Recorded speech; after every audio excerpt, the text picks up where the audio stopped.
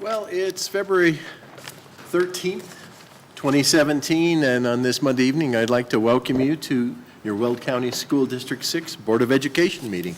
Will you join me in the pledge? I pledge allegiance to the flag of the United States of America and to the republic for which it stands, one nation under God, indivisible, with liberty and justice for all.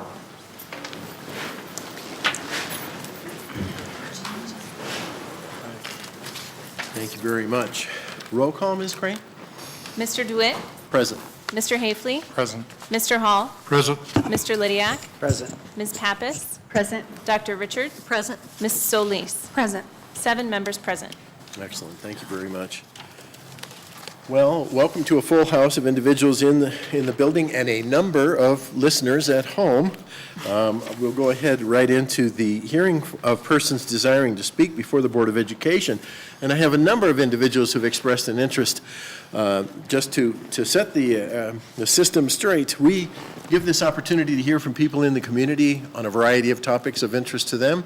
And during the process of hearing your ideas, your concerns, your comments, we certainly assign individuals on staff to pursue and to resolve anything that might be raised during that. But the board doesn't usually respond to any specific comments or suggestions made by the speaker. At this time, our first speaker is Pastor David Meek.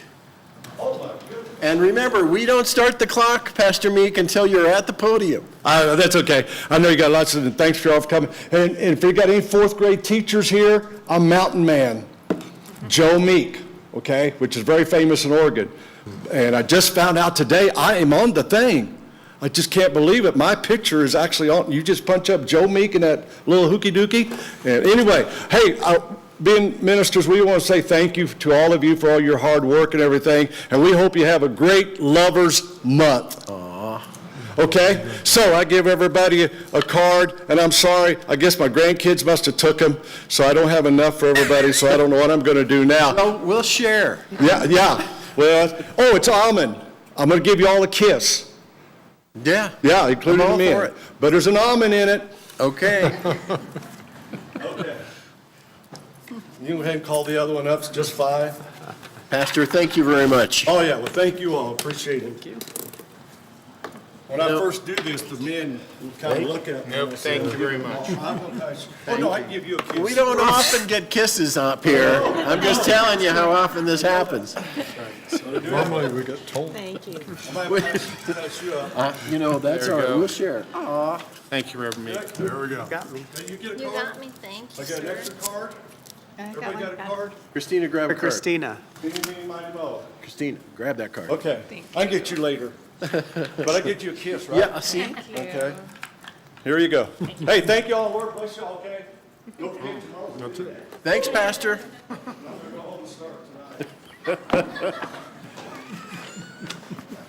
The next speaker, that's a tough act to follow, Pastor Meek. Thank you, sir.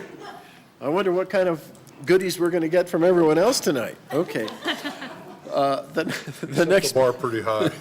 The next presenter is Stacey Bailey, and this is about the Fred Charter School of Innovation. Welcome up, Stacey. Come on down.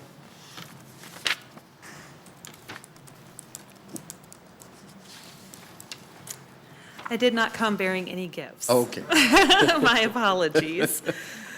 Thank you for listening to me this evening. My name is Stacey Bailey, and I come to speak to you in favor of the Fred Charter School of Innovation. First, I come to speak to you as a parent of 2 kids who are both in elementary schools here in Greeley. My son is 10 years old and in 5th grade, and against all odds, he has actually maintained his natural curiosity and his desire to learn and experiment, and yet he can't stand school. He doesn't know why he needs to learn this stuff, and we battle at home almost every single night over it.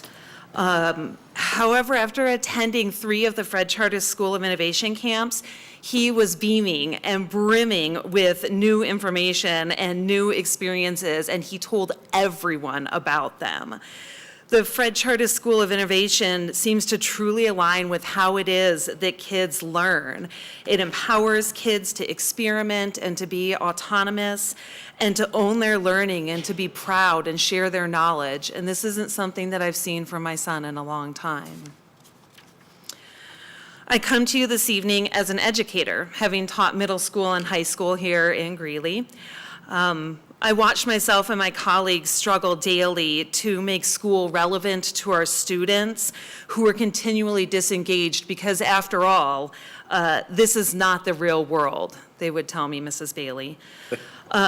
The Fred Chartis School of Innovation, however, effectively removes that burden from both teachers and students alike by making school and the real world into one authentic sphere, a sphere where learning actually happens and is linked to life and their community and will bring forth more engagement from those students. I come to you this evening as an advocate for Greeley. This school isn't just good for kids, it isn't just good for educators, it's good for Greeley.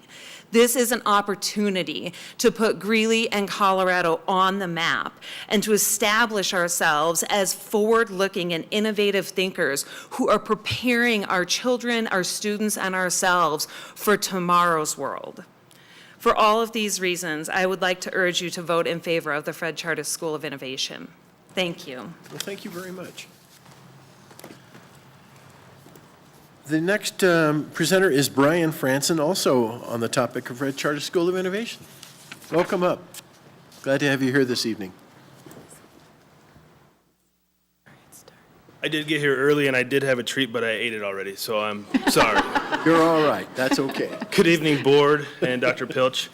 My name is Brian Franzen. I'm here tonight representing my family in support of the Chartis School of Innovation. I will first start by acknowledging the work that the board and the district has done in moving the district forward. I remember the Success Foundation breakfast last year when I heard that Dr. Pilch's attendance was the first time that the superintendent had been there in 10 years. I think that's, it's good to see what you guys are doing, so thank you for that.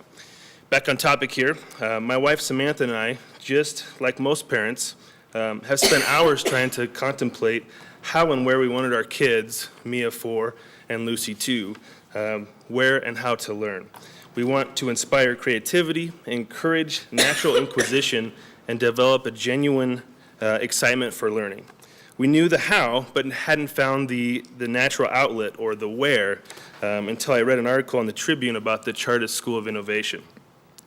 The name caught my eye as a former Meeker mountain lion here in the district, so I read on. We decided to attend the first educational informational meeting. We both left feeling very excited and with the thought of wanting to go back to school ourselves. We both agreed that this was not to be a replacement of the traditional model, but an extension of progress. This cutting-edge, groundbreaking distinction can only be currently found in a few metropolitan areas. In closing, to have a one-of-a-kind school with the innovation distinction right here in Greeley would not only build up upon what you guys have already accomplished here, but also upon a growing trend across Colorado, which is really unexpected. Thank you. Thank you, sir, very much. Well, I'm glad you got your snack this evening. Yeah. The next speakers are Ann Ramirez, Emily Mascarenas, and Josh Rascon.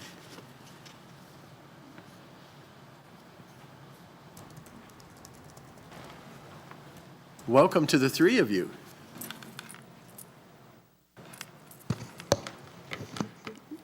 Good evening, members of the board, President DeWitt, and Superintendent Dr. Pilch.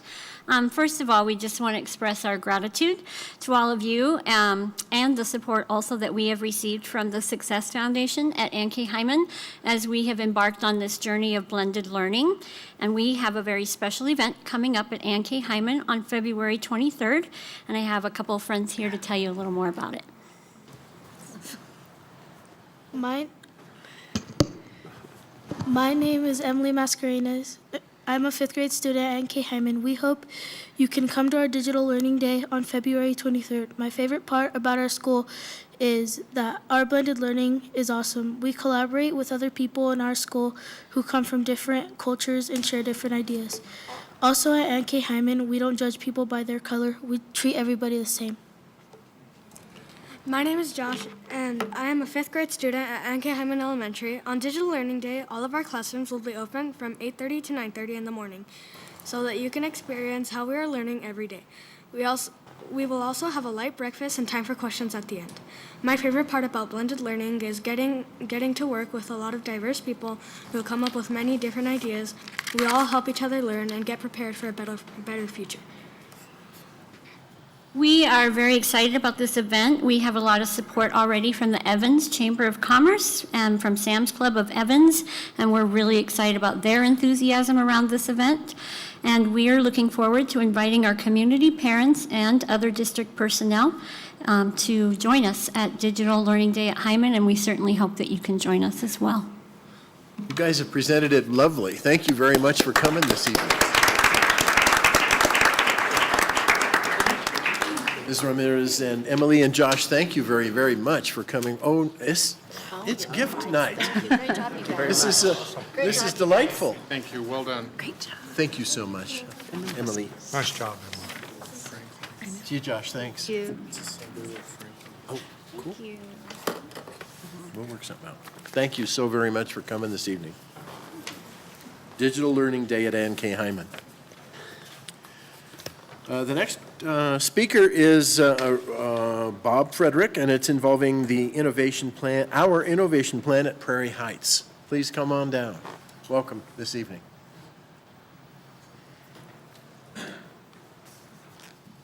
Thank you, board members and Dr. Pilch. I just wanted to express how happy we are to be taking this road in a different direction, that the board is considering giving us the permission to go ahead and do something that's really is innovative and really is project-oriented instead of just taking notes and regurgitating back information. We're also very, very excited. That's all I wanted to express. Thank you very much. You expressed it well, sir. Thank you very much, Mr. Frederick, for that time. The next speaker involves herself with the Prairie Heights Innovation Plan, Allie Kearsley. And you can correct my pronunciation. Perfect. Awesome. Thanks. Welcome. Okay, thank you. Oh, okay. So I'm from Prairie Heights Middle School, and first of all, thank you very much for allowing us to go through this process of being an innovative school. I have to say, I brag every single day about where I work. I love my job, I love the people I work with, and most importantly, I love my students. And being a part of the Innovation Committee the last couple months has been an incredible journey. It's been overwhelming, but in an amazing way. And I could not feel more confident about where we could be heading, and I know that tonight is the big determining factor. But I just wanted to express how much work we've put in and how passionate we all are about this, and we're really, really excited about what's going to happen next. So thank you very much. No, we thank you very much.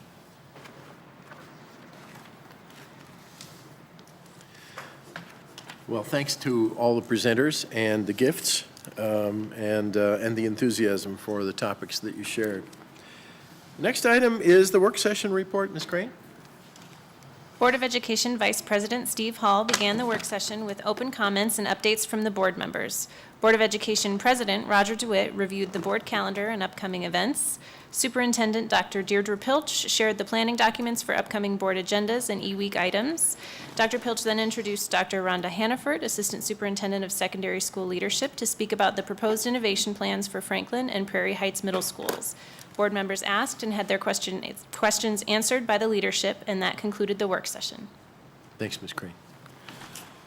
The next item is the superintendent's report. Dr. Pilch.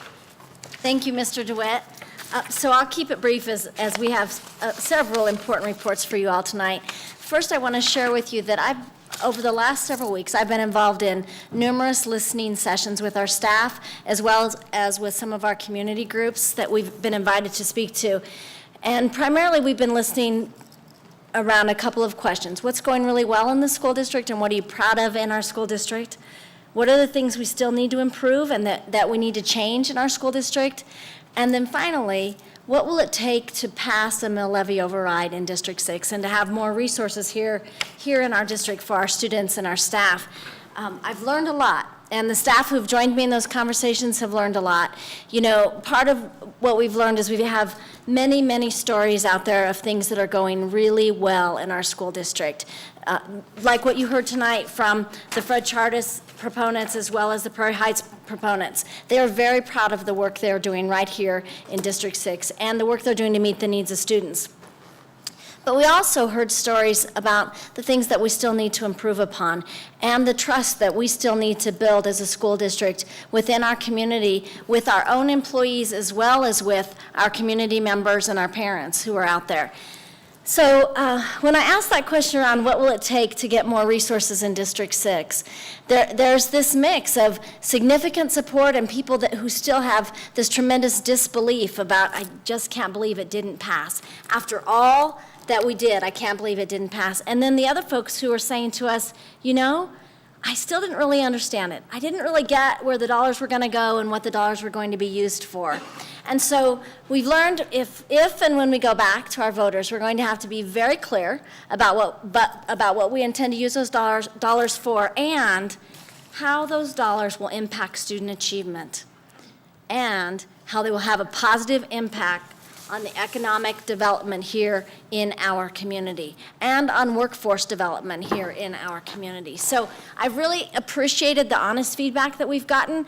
We're going to continue listening, and I know each of you are interested in getting more involved in some community engagement activities that a subcommittee of our board is planning around community engagement. I think that work is really important. I want to encourage us to all do that and to just keep listening. And, you know, we'll come back together and keep pushing because our kids here in District 6 deserve more resources.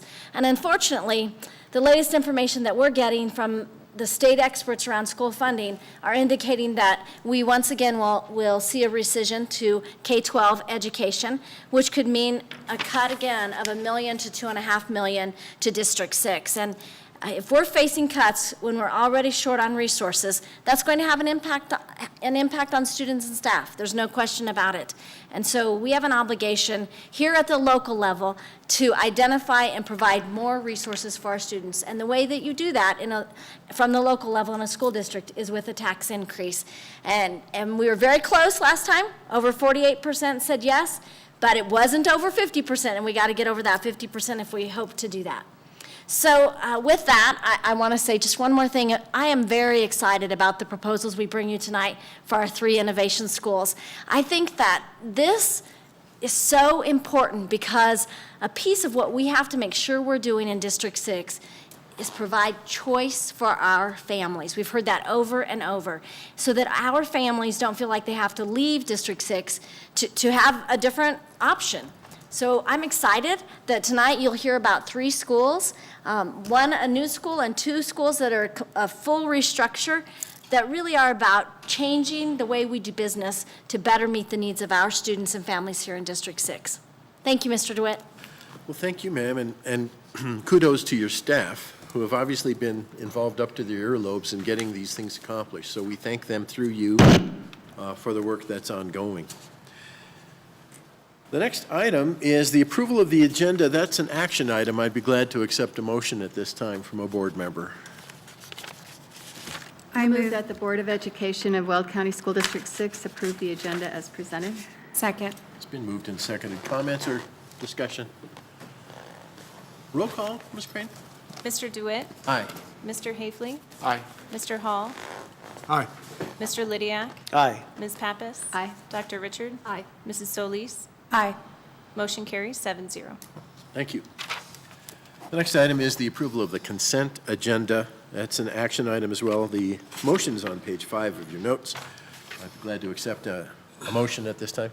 I move that the Board of Education of Weld County School District 6 approve items as presented on the consent agenda and authorize the officers to sign any and all contracts. Second. Comments or discussion? Seeing no interest there, roll call, Ms. Crane. Mr. DeWitt? Aye. Mr. Hafley? Aye. Mr. Hall? Aye. Mr. Lydiak? Aye. Ms. Pappas? Aye. Dr. Richard? Aye. Mrs. Solis? Aye. Motion carries 7-0.